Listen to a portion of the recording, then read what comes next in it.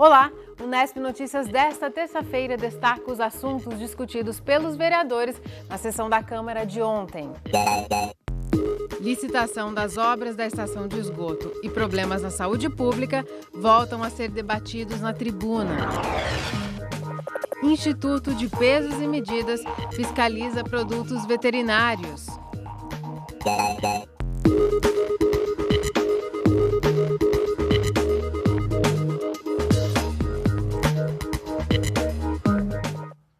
A sessão da Câmara desta segunda girou em torno de dois assuntos: saúde e tratamento de esgoto.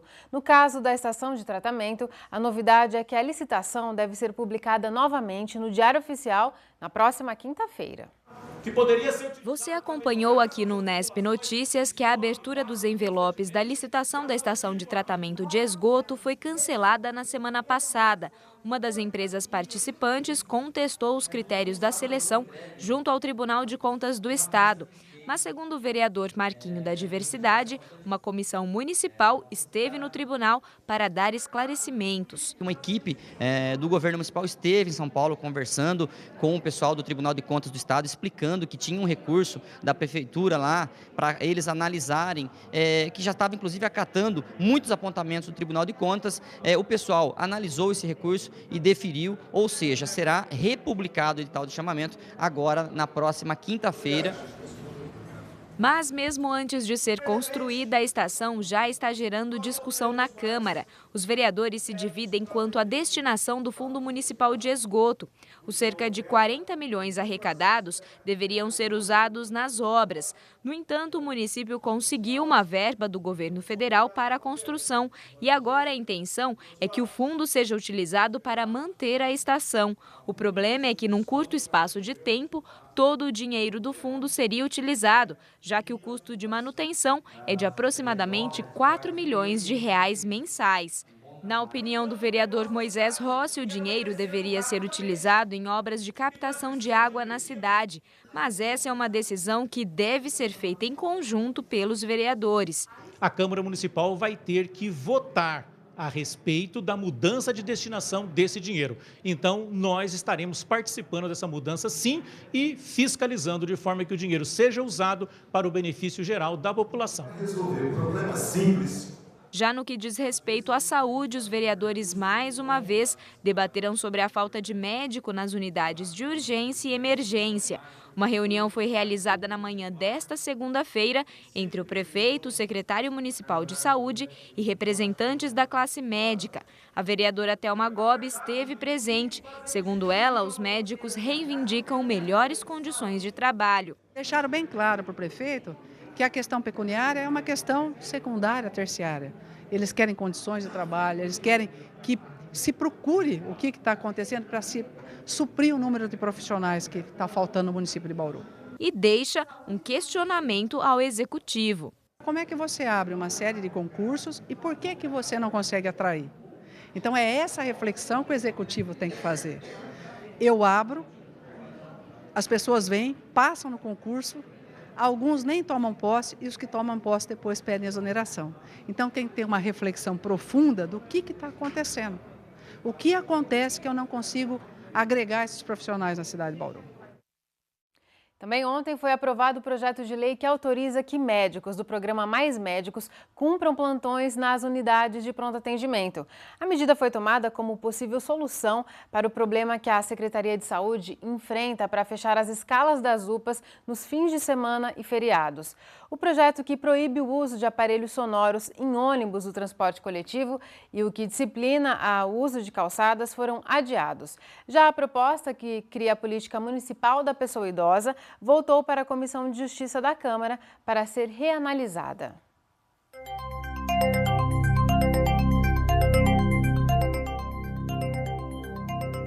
Bauru teve um dia com umidade do ar bem baixa de novo, mas a boa notícia é que amanhã deve chover por aqui e aliviar esse tempo seco. Veja os detalhes no mapa.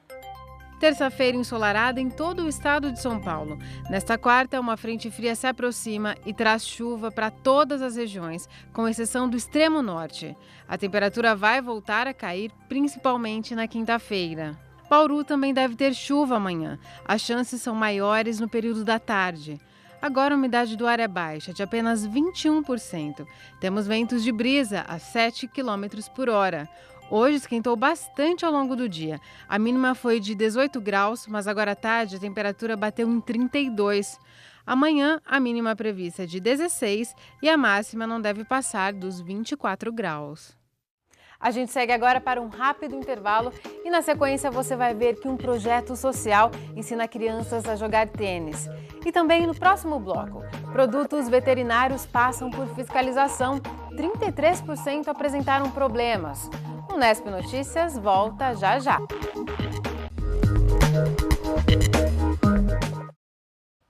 Voltamos e a gente aqui do Nesp Notícias quer saber a sua opinião. Você consegue guardar parte do seu salário até o fim do mês? Quanto você consegue? Até R$100, entre R$100 e R$500, mais de R$500 ou você não consegue poupar dinheiro? Acesse nosso site e vote por lá ou então pelo nosso aplicativo de interatividade para TV digital. Se você nos assiste aí pelo canal em HD, vê um ícone no canto superior da sua tela. Clique com o controle remoto e participe. Por lá você também confere outras informações sobre as reportagens do dia. O Instituto de Pesos e Medidas fez uma ação de fiscalização em Bauru nesta segunda-feira.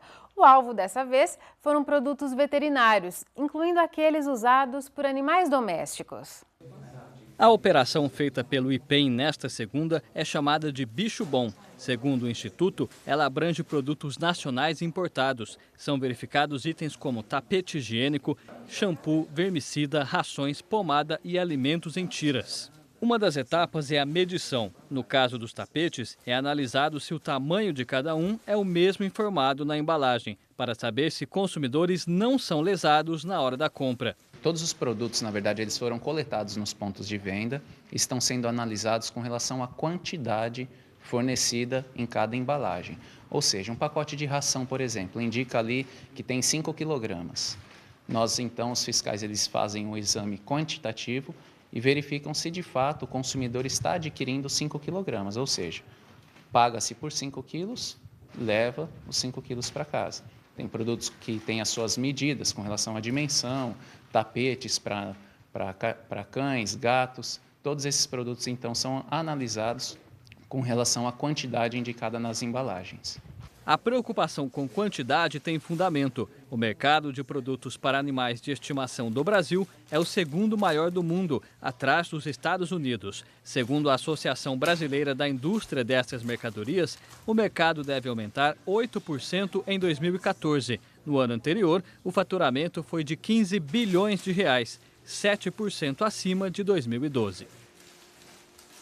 A operação foi realizada em todo o estado. E olha só, Bauru foi a cidade que registrou a maior média de problemas. 9 itens foram fiscalizados, sendo que 3 traziam uma quantidade de produto menor que a indicada no rótulo. Qualquer pessoa pode sugerir a medição de produtos pelo IPEM. O telefone é o 0800 013 0522. Por e-mail, o contato é pelo endereço ouvidoria@ipem.sp.gov.br. A Secretaria Municipal de Cultura deu início aos preparativos para o desfile de 7 de setembro, Dia da Independência do Brasil.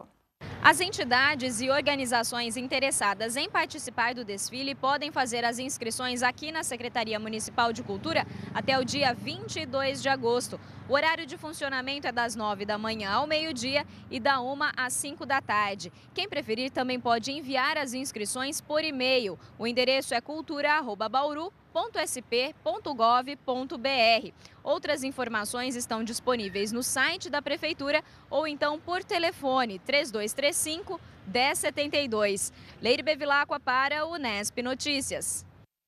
A gente sempre fala de esporte aqui no Nesp Notícias como uma das formas de manter crianças longe das ruas, além de dar a elas a possibilidade de um futuro melhor. Hoje vamos mostrar mais uma dessas iniciativas. Crianças moradoras do Parque Nações estão aprendendo a jogar tênis em um clube. Por lá também já aparecem promessas de títulos para o futuro. O café começa cedo para garantir energia para a manhã toda. Depois, uma caminhada de 10 minutos em turma. um pertinho do outro, até as quadras do Bauru Tênis Clube. Às quartas-feiras, 15 crianças do projeto social Crescer praticam um dos esportes mais elitizados do mundo. Nas quadras de saibro, elas trocam bolas, aprendem as principais técnicas e também se divertem. São crianças do Parque Nações, na Zona Sul, um dos bairros mais carentes da cidade. Eu acho um esporte legal. E além de que a gente vai conhecer outras culturas, a gente sai de lá para a gente vir aqui. E a gente já faz uma caminhada, a gente já conhece gente nova, a gente se diverte, a gente brinca, a gente aprende. O equipamento foi comprado com verba da prefeitura. Uniformes, calçados e raquetes. Essas mais leves, para mãos pequenas. A cada golpe na bolinha, aprendem os primeiros fundamentos do esporte. Nessa idade de 6, 7 anos até uns 8 anos, tem que ser mais recreativo do que especificamente a técnica do tênis, né? Porque se você for levar, obviamente, a técnica do tênis, ele é capaz de chegar mais para frente, começar a desistir, porque tem bastante parte teórica do tênis que não pode, nessa idade, ser apresentada muito para eles. Então a gente ensina, é lógico, a parte, né, o controle remoto, a criança e tal, desenvolvimento com a bolinha. Só que a parte teórica mesmo de, leva para lá, para cá, a gente deixa mais, quando uns 2 anos de tênis, a gente começa a pegar mais firme nessa parte. Mesmo em um esporte individual, os jovens aprendem valores coletivos. O tênis pode ser tão bom como o vôlei ou o futebol para despertar maturidade e disciplina. Hoje eles são crianças diferentes de quando a gente começou com o projeto. Hoje eles têm uma disciplina melhor, um comportamento melhor em sala, dentro de casa. Dá diferença na escola também? Dá diferença na escola também, porque se eles não vão bem na escola, eles não podem participar do nosso projeto. O João Pedro, também conhecido como Tigrão, já mostra avanços. Por que você começou no projeto? Porque eu pedi para a diretora apoio no tênis. Aí eu fui, aí depois de um dia ela foi lá e deixou. Ela foi lá e pôs eu no tênis. E o que você já aprendeu aqui nos treinos? Aprendi um monte de coisa. Aprendi a fazer exercício, pegar direito na raquete, um monte de coisa. Enquanto uma parte da turma está no treino, a outra ajuda a recolher as bolinhas que ficam espalhadas. O pegador de bolinhas praticamente não existe mais nos clubes de tênis. A justiça determinou que a função fosse extinta porque era considerada trabalho infantil. Hoje, só os jovens acima de 16 anos e com carteira assinada podem exercer essa atividade. E os meninos que ficariam desempregados, na verdade, ganharam uma nova oportunidade. Eles passaram a treinar no clube e hoje viraram aposta de resultados nos torneios da Federação Paulista de Tênis. Aqui os treinos são intensos, o jeito de bater na bola é mais profissional. Como é que foi participar de campeonato, de torneios? Como é que foi? Foi bom, peguei uma experiência melhor também nos torneios. Daí eu comecei a melhorar mais meu jogo também. Aí eu quero ser professor, ou ser profissional. A gente sempre tem que pensar lá na frente, né? E eu desejo nosso e de todo o pessoal daqui do clube, com essa parceria que a gente tem, é lógico a gente tornar um atleta que possa despontar. Sabemos que é muito difícil, mas a gente tem essa esperança que um deles possa, mais lá para frente, dar alegria para a gente aí.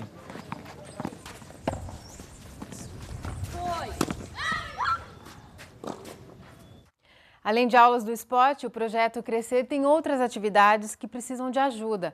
As aulas de música, por exemplo, estão paradas por falta de voluntários. Quem tiver interesse pode entrar em contato pelo telefone 3214 4769.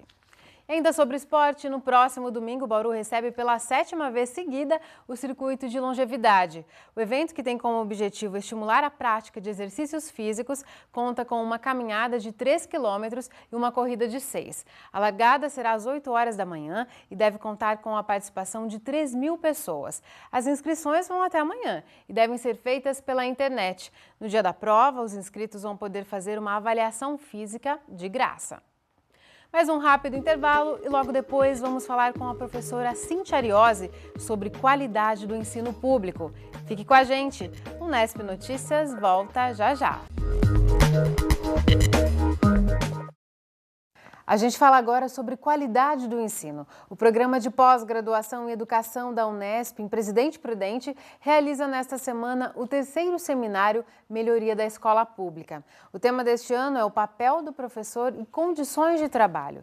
Para falar sobre esse assunto, vamos receber uma das organizadoras do evento, a professora Cíntia Fernandes Ariose. Professora, muito obrigada por sua presença aqui no Nesp Notícias. Obrigada pela oportunidade. Professora, aproveitando então este que é o tema do evento, quais são hoje as principais ou a principal dificuldade do professor em sala de aula? A principal dificuldade do professor em sala de aula hoje é manter-se atualizado diante do contexto, né? Porque, como dizia Rubem Alves, hoje já não cabe mais aquele papel do professor que ensina somente. Hoje o professor precisa causar o espanto no aluno. E aí, com esse contexto de um excesso de horas-aulas, um excesso de alunos em sala e falta de condições para se preparar no seu dia a dia para o trabalho, falta de condições para planejar as suas aulas, de criar estratégias criativas, dinâmicas, ele tem muita dificuldade em atender com qualidade o seu aluno. Não porque ele não queira atender com qualidade, mas porque ele não tem condições para fazer esse papel com toda a necessidade que esse papel impõe. Como você disse, é o próprio modelo no qual a escola se fundamenta, que já vem de séculos, que é o professor, o transmissor do conhecimento, e o aluno tem aquela posição mais passiva, né, de receber esse conhecimento. Esse modelo, ele está ultrapassado, ele precisa ser revisto. Mas isso passa, na sua visão, pelas condições de trabalho do professor? Não só, mas principalmente, porque o principal agente de uma educação de qualidade, no nosso ponto de vista, é o professor que está ali diretamente na sala de aula com os alunos. E se ele não tem o tempo necessário para se aprimorar, para estudar, para conhecer esse aluno, a gente sempre fala que o professor ele precisa conhecer da matéria, mas também e principalmente o aluno. Então, como esse aluno pensa, como esse aluno vê o mundo, e isso ele precisa pesquisar, ele precisa estudar, ele precisa ser um professor que está sempre buscando novos conhecimentos, mas não aquele conhecimento que ele vai simplesmente transmitir para o seu aluno, mas o conhecimento de como aquele aluno aprende para que esse aluno possa chegar num conhecimento novo a partir das suas próprias experiências. Então, assim, criar esse ambiente de aprendizagem significativa para o professor, para o aluno, o professor precisa estar muito preparado. E eles não têm tido esse tempo pela condição excessiva de trabalho. E a má remuneração, que acaba empurrando o professor para essa condição de ter que trabalhar muito para dar conta de um salário razoavelmente digno, que nem sempre chega a isso, né? Então, assim, as condições de trabalho do professor não são determinantes da qualidade de ensino sozinhas, mas é uma grande parcela desse processo. Cíntia, um grande desafio que vem sempre sendo repisado, né, da escola é em relação ao combate ao analfabetismo, né? É um desafio, não só para a escola, mas para todas as instituições que pensam a educação. Porque o analfabetismo não é só da leitura e da escrita. Tem outras formas de analfabetismo. E, às vezes, a gente vê programas que se focam só na leitura e na escrita, na decodificação da palavra, e, às vezes, não no sentido da palavra. Então, é uma discussão ampla e, ao mesmo tempo, um desafio enorme para o Brasil vencer, que ele tem dado passos bem pequenininhos em direção a isso. E falando em melhorias na educação, recentemente, agora no fim de junho, foi aprovado o Plano Nacional de Educação. Ele estabelece metas e estratégias para os próximos 10 anos, né, para orientar as políticas públicas em educação. É uma série de metas, tem metas relacionadas à erradicação do analfabetismo. A meta em 10 anos é eliminar o analfabetismo em pessoas com mais de 15 anos, né, aqui no nosso país. Vocês veem com otimismo essas metas? Elas são possíveis de serem colocadas em prática? O Plano Nacional de Educação ele ficou muito tempo sendo discutido por várias instituições ligadas à educação. Eu penso que, então, nesse sentido, ele reflete, pelo menos em parte, se não na totalidade, o anseio dessas instituições que representam vários segmentos da educação. Nesse sentido, eu penso que ele é um instrumento valioso e importante até para a gente brigar por melhorias, né? Por condições melhores de trabalho, por condições melhores de escola, né? Por todas essas questões que passam pelo Plano Nacional de Educação. E são diretrizes, de certa forma, abrangentes, que agora cabe a nós, nas escolas, nas redes municipais, nos segmentos estaduais, fazemos a leitura disso e a apropriação para as nossas realidades. Então, o Plano Nacional ele dá diretrizes e orientações. Agora, a gente tem que pôr na prática dentro das nossas necessidades e condições, né? Com certeza toda essa discussão que a gente fez aqui vai estar presente de alguma forma nesse evento realizado em Presidente Prudente, né, professora? Sim. Quem não fez a inscrição, já foi o prazo, mas pode participar, acompanhar as palestras? Sim, o evento é aberto e a gente quer discutir, então, quais são as condições que estão sendo colocadas por professor na educação básica e como esse professor pode lutar para que essas condições sejam melhoradas, a fim de que a qualidade do serviço dele seja melhor também. Então, a gente vai estar recebendo pessoas de bastante renome no cenário educacional, né, como a professora Terezinha Rios, e quem está promovendo na linha de frente esse evento é o grupo de estudo e pesquisa da formação de professores, políticas públicas e educação escolar, né, que é liderado pela professora Yoshi, lá do campus de Presidente Prudente, e nós estamos assim bem empenhados. É a terceira edição, e a cada ano a gente discute um tema que está mais relevante. E esse ano, por conta das nossas pesquisas, ficou muito forte essa necessidade de discutir a condição de trabalho do professor, né? Tá certo, Cíntia. Muito obrigada, então, por sua participação aqui no Nesp Notícias. Obrigada pela oportunidade. A gente fica por aqui. O Nesp Notícias volta amanhã às 5h30 da tarde, ao vivo. Tchau!